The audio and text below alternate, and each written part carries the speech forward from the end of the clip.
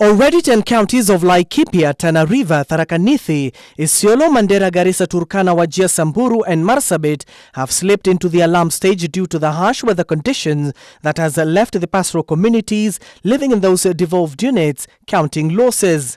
I want to say that at the moment in the FCDC counties, the agri counties, there's a lot of challenges, and one of the major challenges that we have there is drought, where most of the counties have slipped into alarm stage, and we are likely to drip into emergency. I can say that this drought could be compared to the drought of 1984 for those who can remember, but due to interventions which have been done by partners and the counties and the national government, that's why you can see the effect is not as devastating as 1984. This emerged that due to the drought, tens of the livestock have died while others were exposed to diseases as they are weak. In Isiolo, we have lost quite a number of animals, and I think even for other counties. I think for cattle, we have lost around 5%. They have died.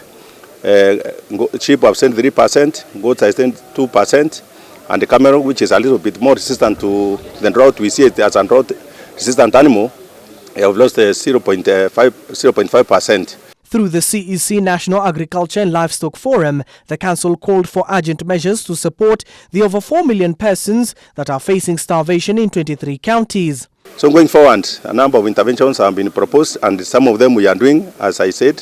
One of them is the cash transfer, that is a cash transfer to the affected families.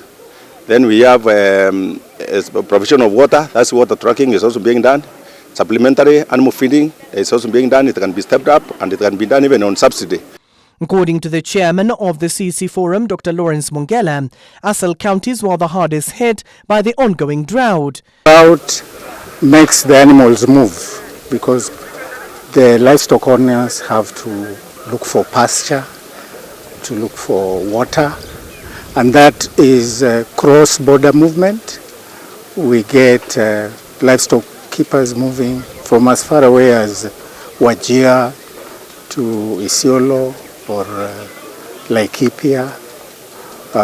This movement has a risk because as the animals move, they are also likely to carry certain diseases which are not normally in these areas they are moving into.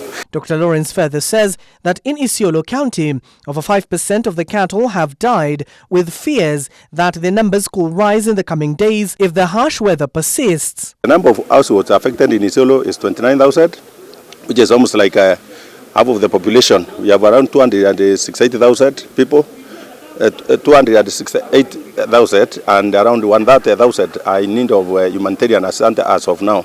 So something is being done, but it's not enough.